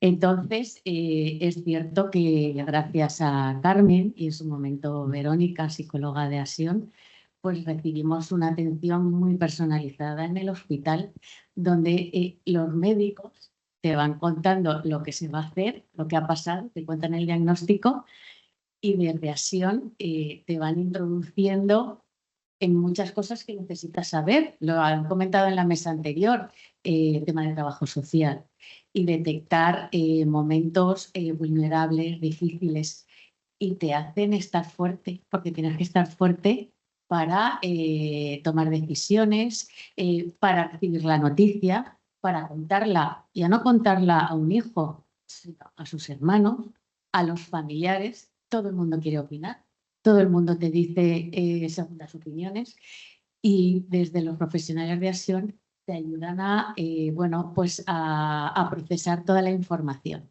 Ya cuando llegamos en el año 2016 ya habían pasado 3 años desde el diagnóstico de la enfermedad de mi hija y entonces ahí es cuando entramos con Alicia. Alicia, has hablado de Susana. Bueno, yo me he sentido súper identificada, o he sentido muy identificada a mi hija, como pasará a muchos. La atención es constante. Yo podría decir que Alicia es o ha sido y está siendo todavía mi confesora en todo este proceso, la que me ayuda, a la que le traslado mis dudas, mis miedos, la que habla con mi hija Cristina y entonces más luego una serie de apoyos que ya, bueno, no sé si luego los comentaremos, otros aspectos, el ocio, que es tan importante que se ha hablado antes, en la fase educativa. Yo he pasado por todas, bueno, mi hija en realidad ha pasado por todas las fases educativas que se han hablado antes. Entonces, yo solamente puedo dar fe de la realidad y que he constatado y vivido en mis propias carnes y mi familia al completo ese tratamiento integral y la colaboración de los distintos profesionales de Acción para hacerte este proceso no fácil, porque no lo es, pero quizás algo más llevadero y darte herramientas. Sobre todo creo que es darnos herramientas en distintas etapas de la vida de nuestros hijos que sufren esta enfermedad. En el caso de Marisa fue a través de Verónica la llegada al centro, pero desde las consultas de seguimiento superviviente se observan, se detectan también secuelas. Cuéntanos un poquito. Claro, es que esto es como ha comentado también antes Alicia, ¿no? Esta enfermedad es muy sufrimiento, pasa un poco con todo.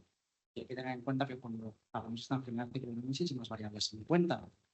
Es muy importante mantener estos seguimientos a largo plazo, porque parece que una vez ha finalizado, digamos, no ha llegado esa esperada alta hospitalaria, ya ha terminado. La realidad es que no. Nos encontramos con niños, con adolescentes o incluso ya con adultos que debido a los tratamientos que han tenido pueden tener una serie de secuelas y que se dan una vez han pasado unos años. Es importante seguir también manteniendo eso. Podemos seguir manteniendo también a familias vulnerables que también necesitan orientación con, bueno, pues, realmente con ciertos aspectos de toda su vida. En esas consultas además también contamos con una... Es cierto que hablar de secuelas, como me ha dicho antes Alicia, no implica solo hablar de una parte física, es que también hay secuelas a nivel cognitivo, es que hay secuelas a nivel social, a nivel emocional. Es importante seguir manteniendo todo eso para poder hacer una recuperación con la cual esos pacientes puedan desarrollar su vida con la mayor normalidad posible. Y entonces en el centro de rehabilitación ¿Cómo trabajáis, Alicia y Alejandro? Pues intentamos, María justo creo un ejemplo de cómo lo intentamos hacer, ¿no? Esa cocina, familia, ¿no? Intentamos acoger a esas familias desde un primer momento viendo cuáles son las necesidades que tienen. Muchas veces a nosotros llegan o bien por el equipo médico, bien por el compañero de trabajo social, psicología que están en los hospitales, también en la petición de la propia familia. Hoy mismamente una familia que estamos evaluando, acaban de ser diagnosticadas y estamos evaluando porque esto ya se está haciendo, o sea, ya estamos llegando ahí desde hace tiempo. Entonces, nos contamos poco, ¿no? Pues que está muy preocupado porque dice que no se entera, que no se entera. Que como acaba de ser diagnosticado, va a tener una cirugía y ya dice que no se entera. O sea, fijaros, que también depende un poco, ¿no? De cómo éramos y de dónde partimos, los antecedentes previos. Y claro, yo decía que claro, tengo que hablar con el psicólogo mañana, cuando tenga consulta. Claro, yo digo, esta parte ya estamos bien.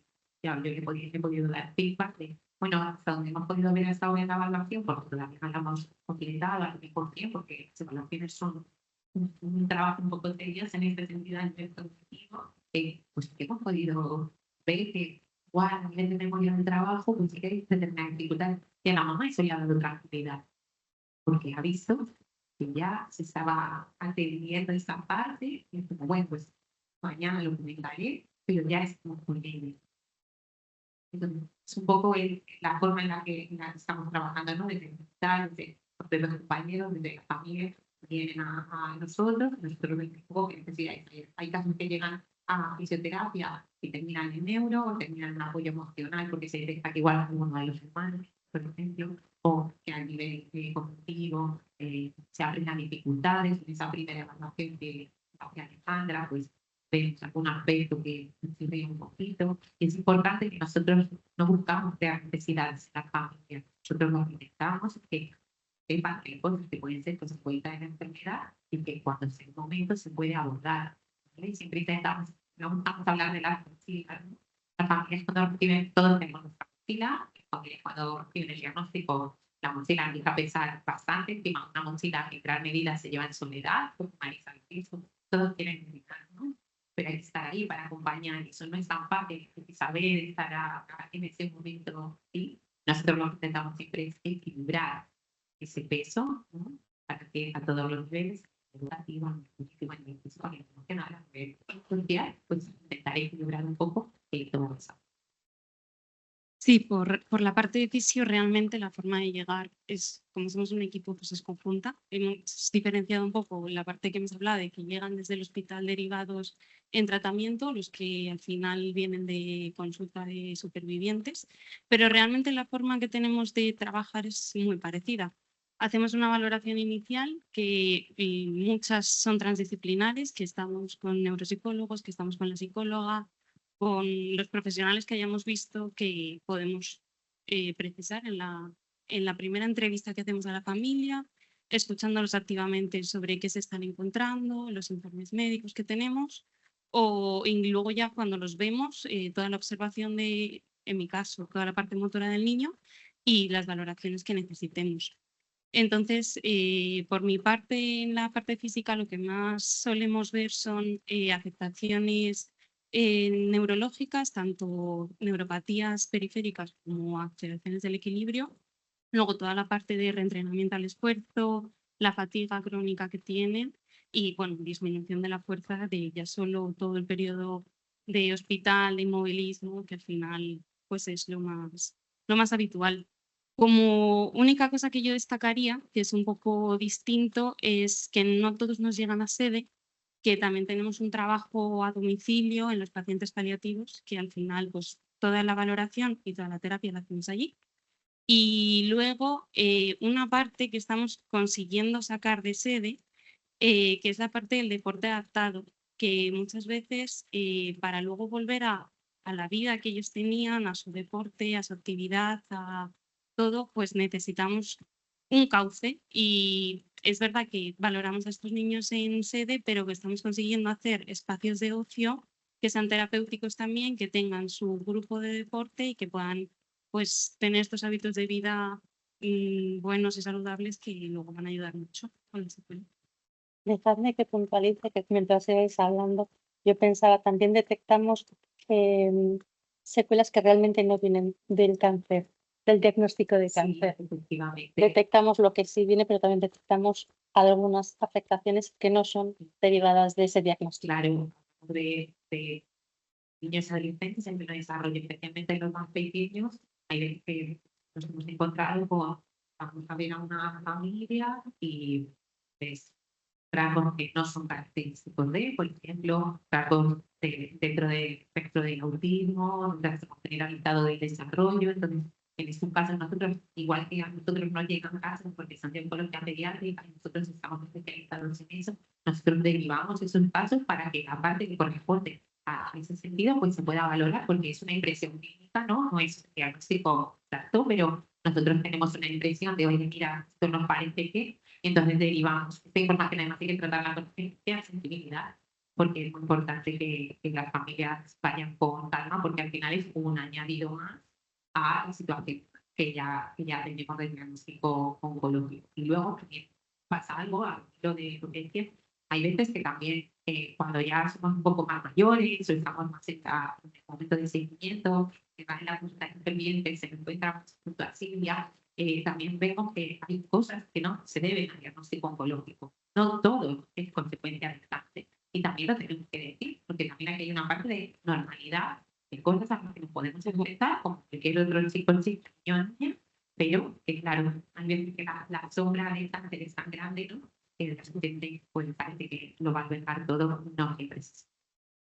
Entonces, ¿cómo hacéis ese seguimiento al paciente? Ya en hemos terminado, hecho las evaluaciones, tenemos un diagnóstico. ¿Cómo es ese proceso de atender las necesidades que hemos detectado y cómo es ese seguimiento? Nosotros, como ya hemos comentado, pues intentamos ayudar a la familia a ver necesidades e intentamos, aunque generalidades, pero cada familia es única, cada familia es diferente y siempre intentamos personalizar todo lo que se puede. Al final, no es lo mismo recibir a una familia de niño o niña que una, por ejemplo, a nivel visual, que otro niño y niña que tiene una afectación motora, por ejemplo. Partimos de dos premios un poco diferentes en ese sentido. Hay que tener en cuenta la motivación, la edad. Yo no voy a saludar cuando llega un niño de 5 años, me voy a saludar igual que cuando llega un adolescente de 14. Nos agachamos, a intentar un poco, ¿no? Sienta dentro de nuestro entorno. Y creo que tenemos la suerte. Solemos entrar en ese sentido muy bien con las familias, con los chicos y chicas, y se suelen sentir en casa. Que es lo que intentamos. Al final nuestro trabajo no es fácil. Hay veces que les retamos a un nivel importante, pero creo que somos muy honestos con los chicos y chicas, independientemente de la edad que tengan, y eso lo agradecen muchísimo. Y no olvidamos nunca a la familia, como ha venido conmigo. Yo creo que además Alicia ha quedado claves muy buenas, ¿no? Además, tenemos la suerte de que al trabajar de manera multidisciplinar podemos valorar muchas cosas. A mí, por ejemplo, me pueden llegar pacientes a la consulta que me dicen, mira, es que yo en su momento no valoré la discapacidad porque en ese momento a lo mejor no había razón para ello, pero es que ahora, precisamente con los posibles efectos secundarios que así que están empezando a hacer la luz, sí que necesitan hacerlo, no saben. O están todavía, se sienten un poco, digamos, abrumados por eso y necesitan una orientación. Al igual que con el tema del material ortopedésico, pues lo que tú dices, no es lo mismo una afectación visual que a lo mejor un niño que vemos que necesita unas muletas o una silla de ruedas. Aquí se forma una comunicación muy buena entre todos los profesionales. Al final, cuando se detecta algo bien de neuro o de psicología, a Alicia se lo vamos a decir, cuando es cosa de fisioterapia se lo vamos a decir de Sandra, y al contrario. Entonces se forma un vínculo entre los profesionales y con la familia que es muy completo. Bueno, pobre Alicia, tenemos psicooncólogos en la sede del centro de rehabilitación, María, Mary, Silvia, quiero decir, que no caiga todo sobre Alicia porque la pobre. No.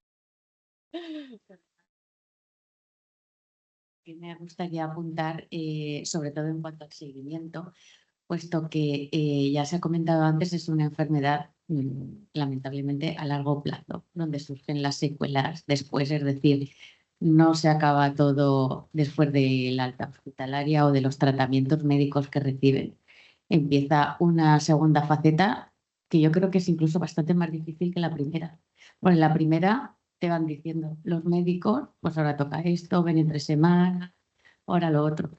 Desde ASIOM, pues psicólogos y trabajadores sociales te comentan el tema de las ayudas que ha comentado Ra, la discapacidad, las valoraciones, el colegio. Pero luego viene la otra etapa donde ya sales de estar todos los días en el hospital o de manera muy recurrente. Y entonces, claro, ahí tienes que empezar tú a tomar decisiones y eso es un cambio muy importante de vida. Cómo manejar, cómo va a entrar tu hijo en el aula del colegio que dejó unos meses o un año y pico atrás, que es cuando vuelve, por ejemplo, en el caso de mi hija, se fue en segundo de infantil y apareció en el segundo trimestre de primero de primaria.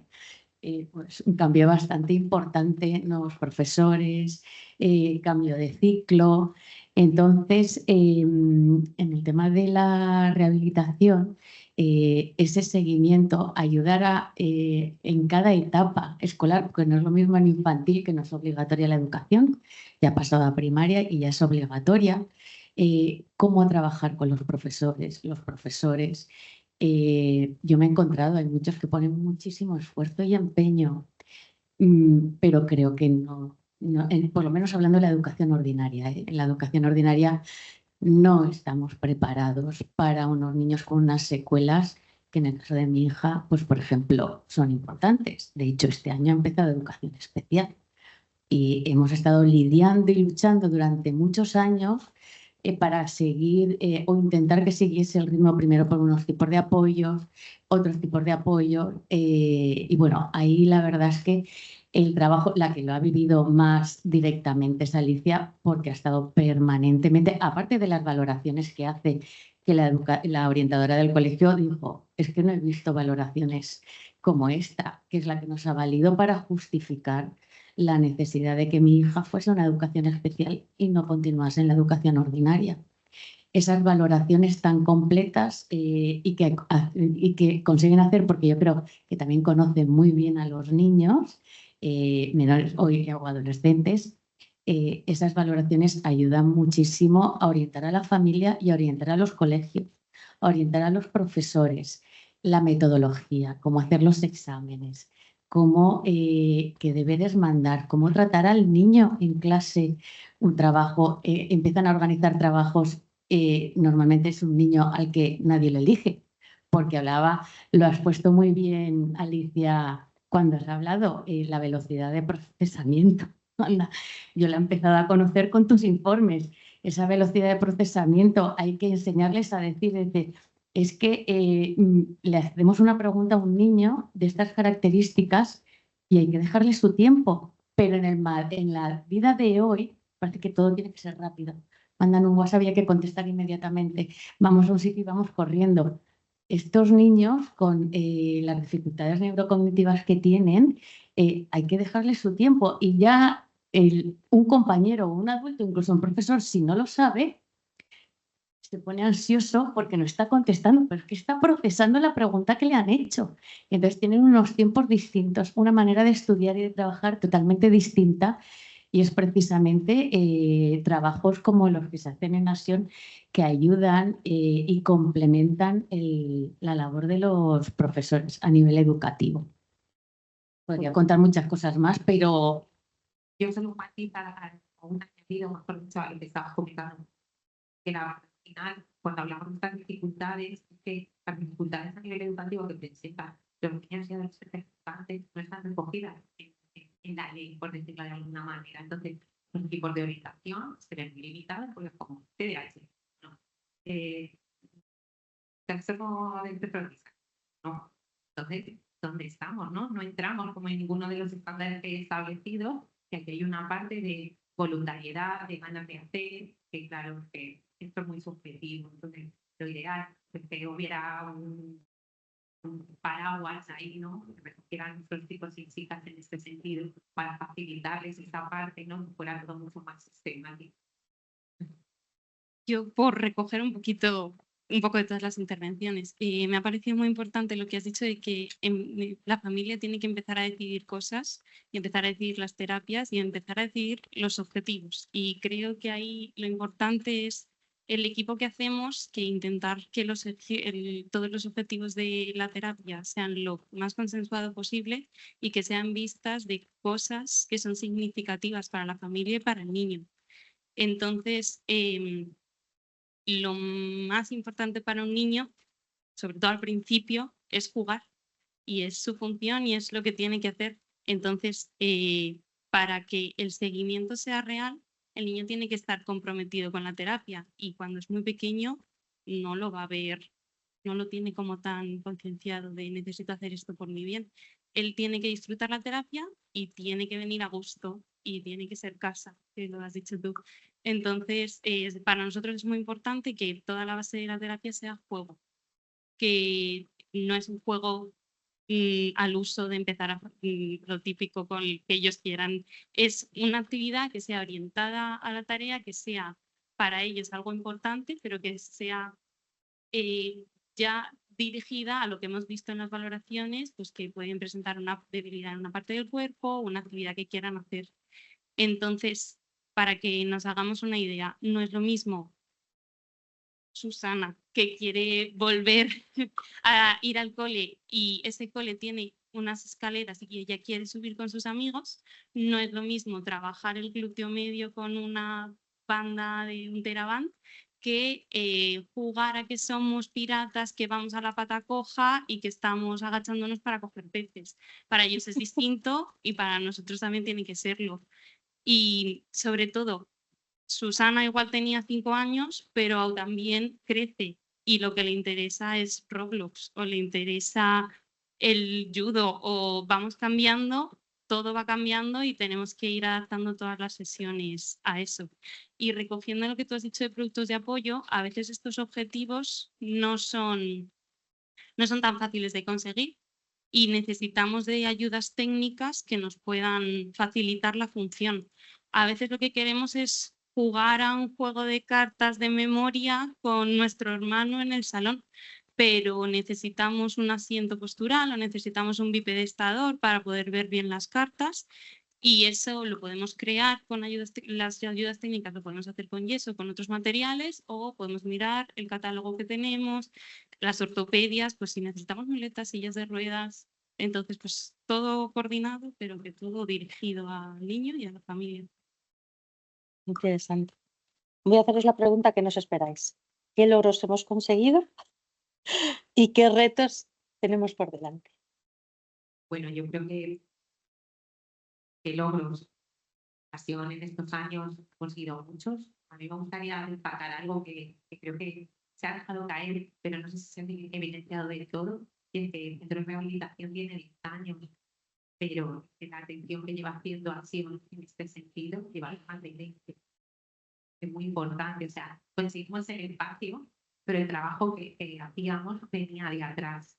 O sea, que eso nos da un bagaje y una experiencia en las necesidades que tienen las familias y en la forma en la que queremos atenderlas, es súper importante. O sea, estoy hablando solo de la parte más de rehabilitación física, de la parte cognitiva, porque la parte emocional y del trabajo social, así desde los inicios primeros de adicción hace más de 35 años. O sea, que creo que ahí hay una parte de logro muy importante, un hito muy importante en cuanto a ver necesidades de las que muy poca gente hablaba, de poner un poco de atención. Y creo que el reto en este sentido ahora está en afinar, en ampliar esa visión que tenemos de dónde están esas necesidades, que desde un primer momento se atienda a todos los niveles, en la anterior cosa ya se ha mencionado, y luego que sería ideal que toda esta atención se hiciera desde el diagnóstico y tratamiento en el hospital, se le diera continuidad a largo plazo. Eso sería lo ideal. ¿Cuál es el problema? Porque un día, por desgracia, todavía eso, nuestro sistema no lo hago, no es real, no es una gestión que se pueda hacer, lo hace acción desde fuera, entonces ojalá que algún día desde nuestros hospitales se pudiera coger al paciente. Sí, el otro día una mamá fantaseaba con esa idea de porque y si existiera un centro de día para los niños y adolescentes con cáncer, eso ya sería estupendo, al igual que hay en los centros de mayores, los mayores tienen esas opciones, sería cuándo, bueno, Yo, ya que tenemos esta situación y partimos un poco de la realidad, a mí lo que he pensado un poco como logro y como reto a la vez. Somos muchos profesionales los que estamos atendiendo constantemente a los niños y ya no solo con el hospital, porque sobre todo pues los que vienen ya de supervivientes, con el cole, con los profesores, los de mates, los de lengua y los de educación física, con todos los otros recursos de terapias que necesitan seguir viendo, ya no solo pues fisio, sino en la 11 que has mencionado o recursos de terapia visual, de audición, al final tienen que recurrir a muchos. Entonces, lo que más me parece importante a mí es que la comunicación entre nosotros sea muy fluida. Creo que cada vez se está consiguiendo más, creo que lo estamos mencionando mucho por lo importante que es, pero sigue siendo un reto organizativo y que merece, que depende mucho de la voluntariedad que has dicho. Yo una cosa, en cuanto a logros, a mí me parece importante y yo lo he vivido en estos 12, 13 años. Yo sí que he notado un cambio importante. Es verdad que desde Acción siempre tuvimos una atención desde el primer momento, pero desde luego con el centro de atención como tal, a partir del año 2016, digamos que fue bastante más completo y llegando a más ámbitos de nuestra vida, de ocio, que es tan importante para los niños y no tan niños, de apoyo a los hermanos. En nuestro caso también surgió la necesidad, en un momento dado, de la hermana de mi hija, me empezó a preocupar y bueno, pues conté con el apoyo, esa coordinación que se ha conseguido yo creo que bastante más completa con el centro de atención. Y luego, en cuanto a los retos o algo que todavía deberíamos poder conseguir es que se amplíen. Estamos viendo últimamente, en los últimos años se está dando mucha más importancia a la educación, a la actividad física. De hecho, yo creo que leí hace poco en la PAD ya se había puesto para que los niños vayan a hacer ejercicio, me imagino que supervisado, pero dije, uy, qué buena noticia, digo, yo no lo viví con mi hija, pero estamos progresando. Creo que eso debería ser generalizado, darle la importancia que tiene la actividad física, porque parece que todo apunta que tiene mucha importancia, sobre todo para las secuelas y, y posibles recaídas. Y yo una cosa que apuntaría, al igual que la actividad física, es la alimentación, que creo que es muy importante y empezando desde el hospital. Me parece que el deporte con la alimentación es una cosa muy importante. Yo en su día me lo tomé muy a pecho. De hecho, mis hijos me llamaban la talibán de la comida y no querían ni oír hablar de los menús que yo preparaba. Ahora se habla mucho de la cúrcuma y tal. Yo en el 2013 ya me iba a los herbolarios, iba a indagar y hoy día ya está todo mucho más generalizado. Estamos habituados a unos alimentos nuevos, que no digo cambios radicales, pero ya me he moderado, ya ahora me he moderado un poco más. No hay que ser radical, pero quizás cogerlo para incorporarlo a nuestra rutina. Y creo que en eso nos tenemos que educar, pero empezando ya desde el momento que estamos en el hospital y es un proceso muy largo. Bueno, yo para finalizar, como logro, la implantación al final de la consulta de supervivientes, ¿no? Sé que hemos hablado mucho sobre esto, pero es verdad que parece que por fin se empieza a poner el foco en qué pasa después, qué hay más allá.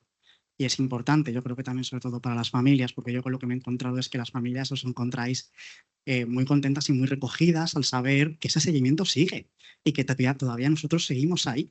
Deseando que nos llamen para la consulta. Un poco pregunté, porque mi hija en el 2020 tuvo su último tratamiento, no ha tenido ninguna recaída desde entonces, ha tenido unas cuantas, y el otro día preguntaba yo, ¿y cuándo le toca a Cristina? Para ver un poco, porque además cumple el mes que viene 18 años y empezó con 5. Con lo cual, con 5 años yo no me planteaba, iba muy al día y ahora ya estoy pensando en el futuro y digo, pero ¿y qué tengo que hacer? ¿A dónde tengo que orientar? ¿Dónde tengo que ir? Mirar. Y bueno, pues esas son las cosas que contamos. y dejamos caer Está a siempre. punto.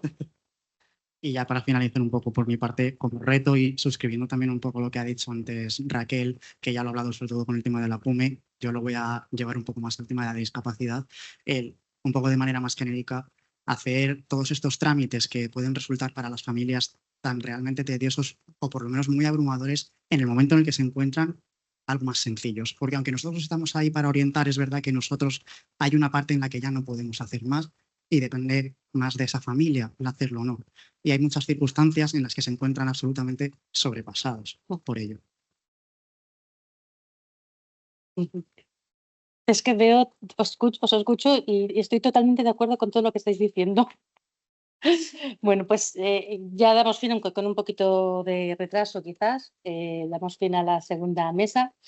Os agradecemos a todos vuestro tiempo y vuestra experiencia, estos aprendizajes que nos han servido para coger el buen camino y sabemos que todavía tenemos retos por delante que iremos asumiendo poco a poco. Vamos a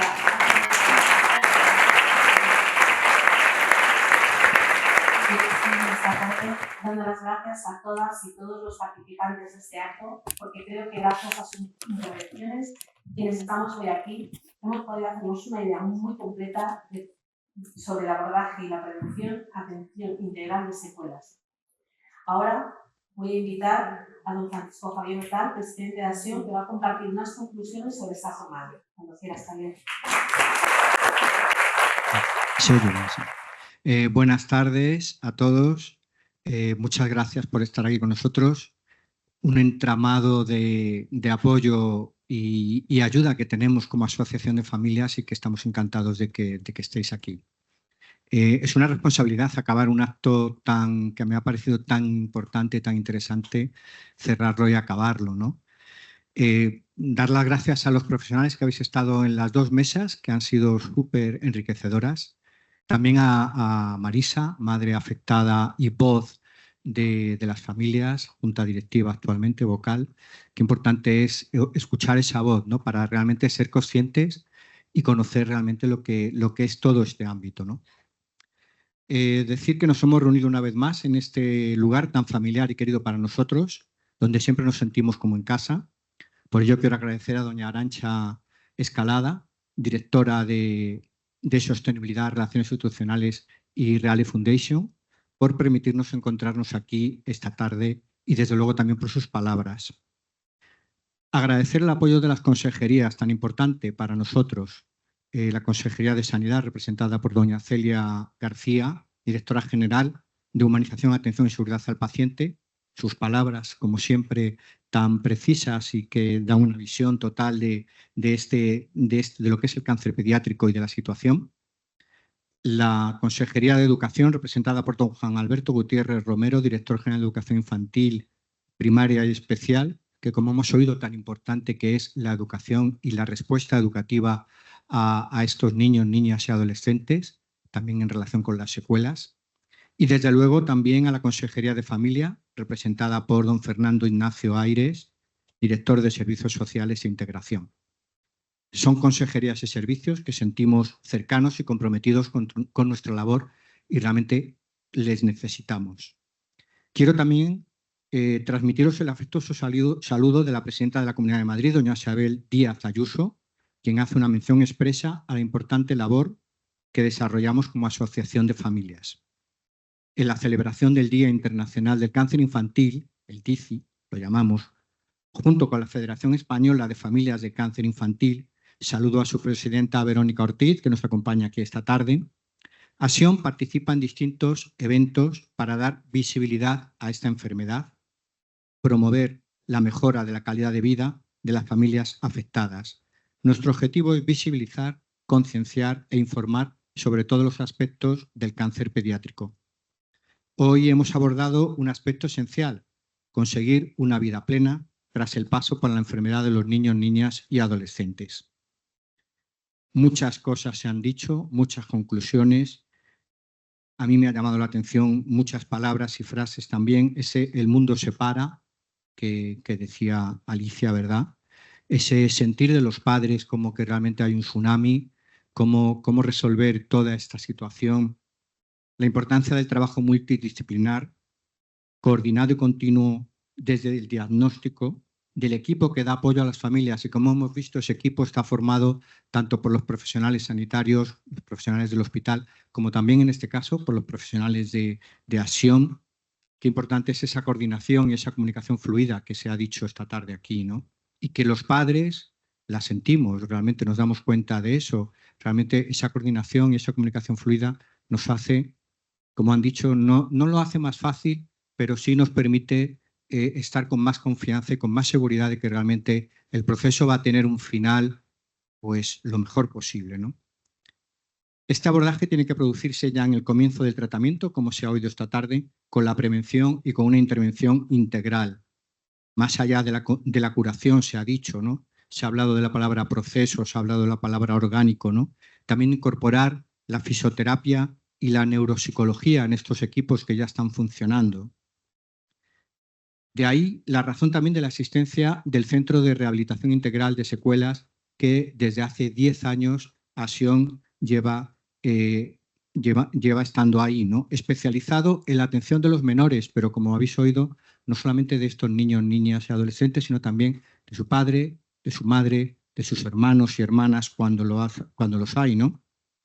La fisioterapia, la neuropsicología, la psicooncología, el trabajo social, la integración social. Ya veis que son muchos profesionales los que tienen que estar ahí realmente para poder atender las necesidades que aparecen, las secuelas que están. Igualmente también, como se ha dicho, Acción está favoreciendo y apoyando otro aspecto que nos parece esencial, y eso es la mejora de los supervivientes. Y para esa mejora, como se ha dicho, el tema de las consultas de seguimiento que están ya en marcha, que nosotros estamos apoyando, estamos pidiendo que existan estas consultas en todos los hospitales donde hay oncología pediátrica, ¿no? La infancia, la adolescencia tienen todo el futuro por delante. Eso, vale, es una cosa que todos sabemos, pero hay que decirlo, ¿no? Y este futuro no puede verse obstaculizado por problemas que podrían prevenirse y tratarse con una atención adecuada, mediante la equidad en el acceso también y la prevención temprana, como hemos oído aquí de estas secuelas. Por resumir, no nos conformamos solo con buenas noticias de porcentajes cada vez más altos de curación del cáncer pediátrico. Habéis oído, estamos en un 80%, más de un 80%. Queremos también buenas noticias en relación con el tratamiento de las secuelas. Más de un 70% de estos menores van a tener algún tipo de secuela. Necesitamos para ello la disponibilidad de los recursos necesarios por parte de las administraciones y la sociedad en general, sin olvidar también la labor encomiable de los profesionales sanitarios, que algunos estéis aquí esta tarde, que sois esenciales para conseguir este objetivo. Acción seguirá estando aquí como asociación de familias para apoyar este trabajo.